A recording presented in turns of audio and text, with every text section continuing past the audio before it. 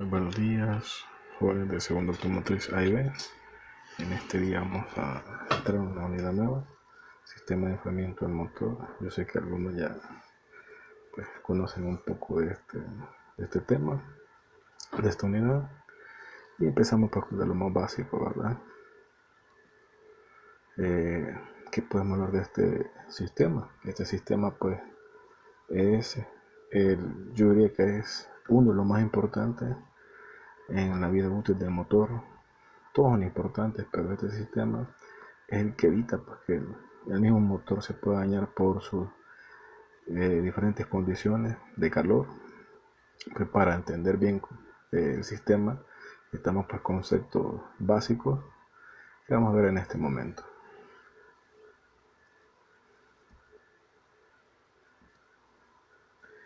Los indicadores de logro son conocer los componentes del sistema de enfriamiento del motor, identificar el trabajo de los componentes del sistema y nombrar por los métodos de disipación de calor. Como preámbulo, ahí les pongo una información acerca de la temperatura. Es un parámetro que afecta de manera importante el funcionamiento del motor. Tal caso, va a depender del diseño del motor, la temperatura que puede llegar. Fácilmente llega a los 1000 grados, entre más grande el motor y también por el tipo de combustible. Así va a ser el tope de temperatura con la que el motor va a estar regulando el cicleo. Si lo vemos en un aspecto general, dice que el sistema de enfriamiento es que se encarga de que los diferentes componentes del motor se mantengan en temperaturas seguras. Vamos a aclarar algo: todos los motores, absolutamente todos, es normal que estén calientes. O sea, sí, porque dentro de los cilindros se da un estallido, una combustión que produce calor. Entonces todos los motores se calientan. Lo que un motor no puede estar permitido es que se sobrecaliente en su interior, o algunas piezas en específicas o componentes.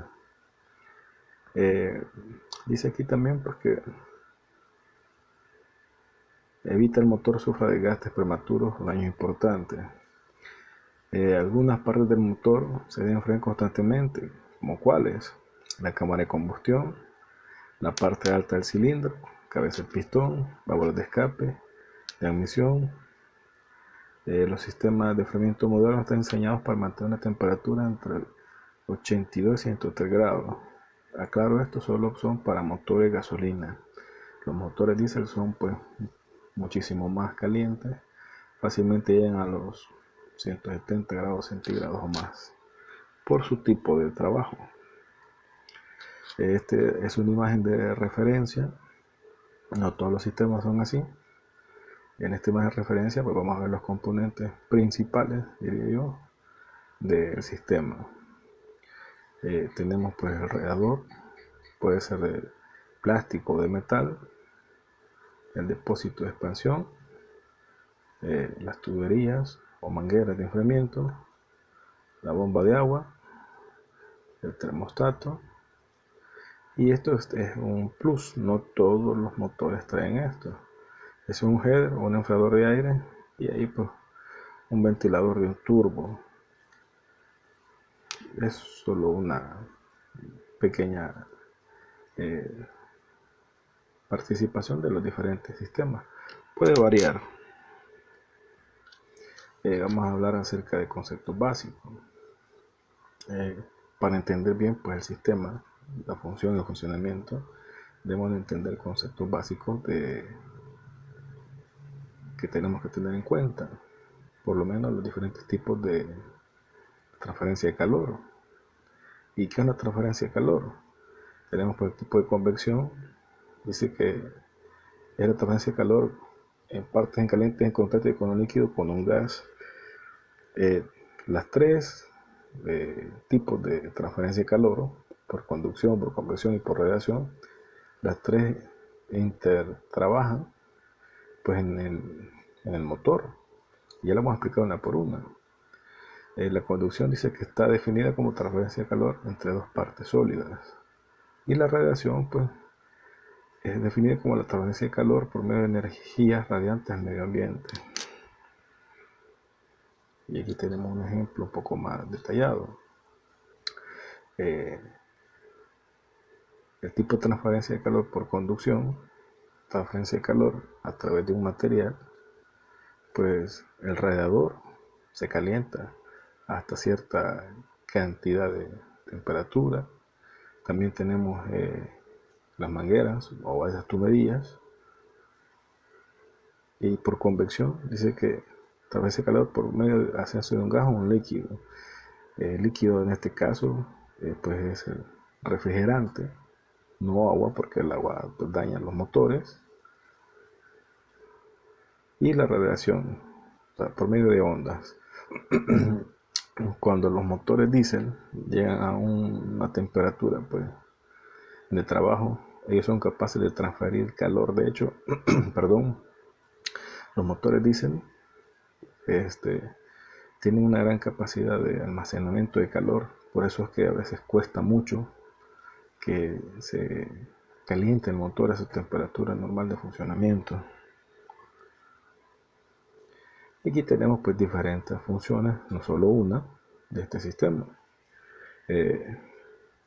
Una de ellas es mantener la óptima temperatura de funcionamiento del motor. El motor, ya sea gasolina o diésel, tiene que tener una temperatura óptima de funcionamiento.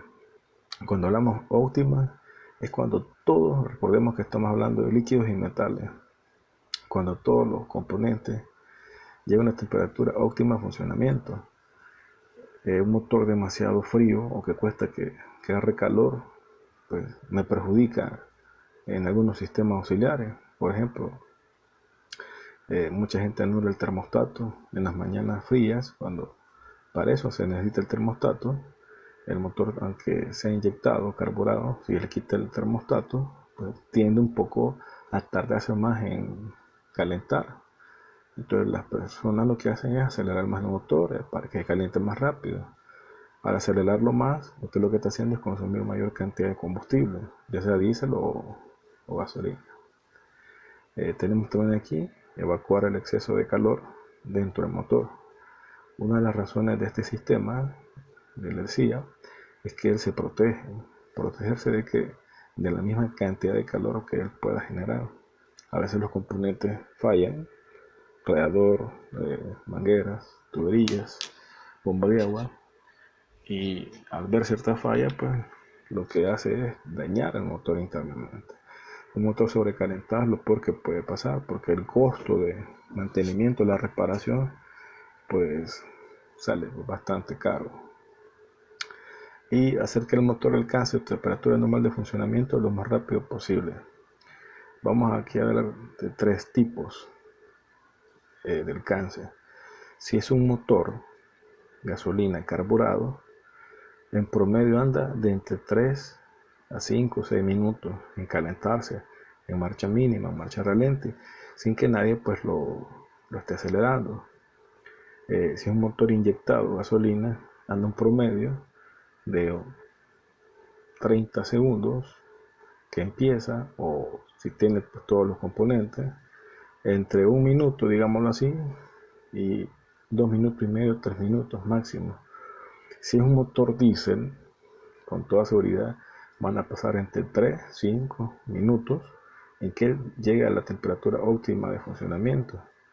Es por eso, no sé si ustedes lo han notado, es por eso que en algunos vehículos con motor diésel, camiones o buses, en la mañana fría, los tienen calentando alrededor de entre 10 y 15 minutos antes de iniciar un recorrido. Eso lo hacen pues para que todos los componentes lleguen a su temperatura óptima de funcionamiento y trabajen de la mejor manera. Y aquí tenemos pues un esquema de, perdón, de los diferentes componentes con los que trabaja el sistema de refrigeración. Perdón. Tenemos pues el radiador.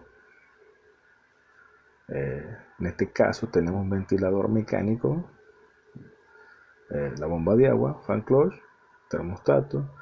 Muchos le dicen sensor de temperatura. Si es un motor inyectado, sí lleva sensor de temperatura. Si es un motor carburado, Es un interruptor, no es ampolleta, es un interruptor de temperatura.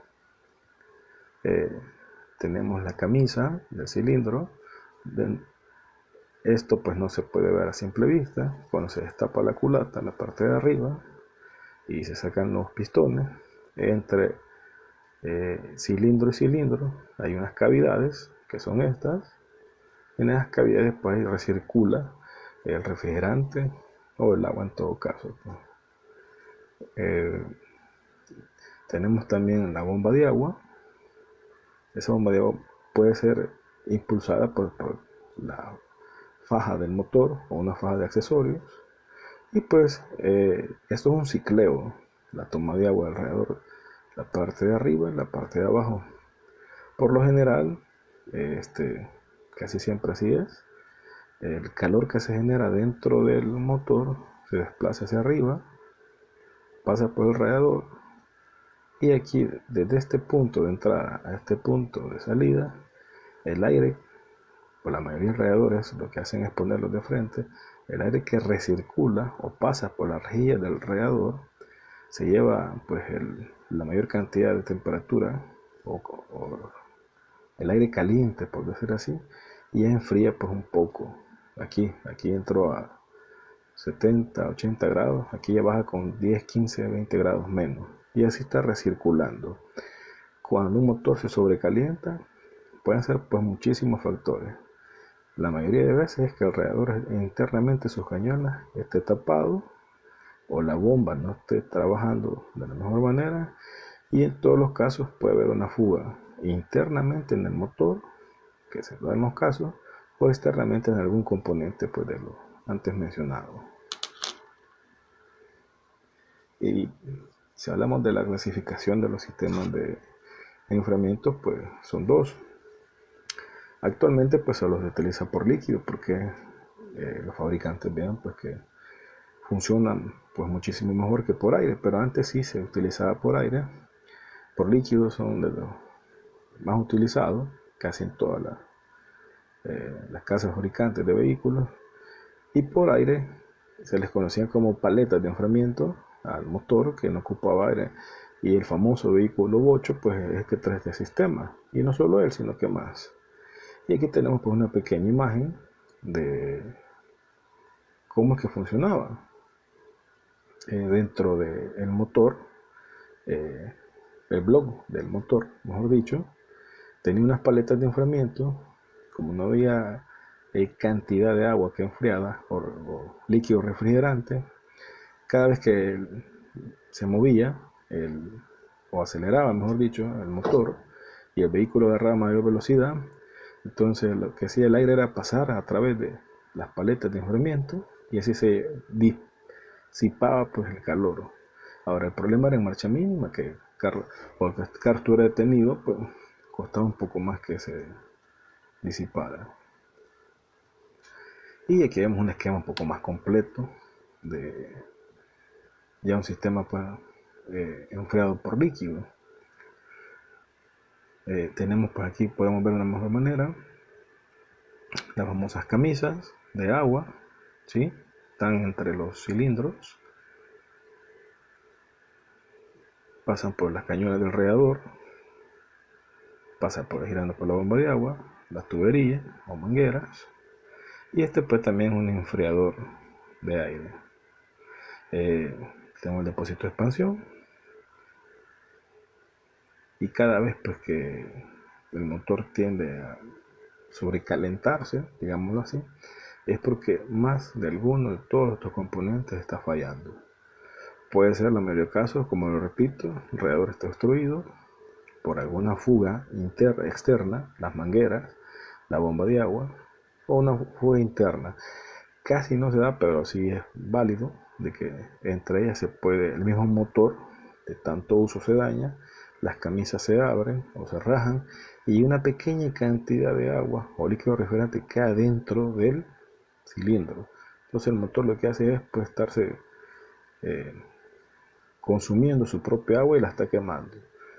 Por eso cuando sale demasiado vapor o humo blanco en el escape, posiblemente puede ser por eso. Es normal que salga un poco de vapor en las mañanas cuando está frío por la condensación que se da de líquido en el tubo de escape. Después de 10-15 minutos ya no tendrían que estar tirando vapor. Y eso es todo, jóvenes. Gracias por su atención.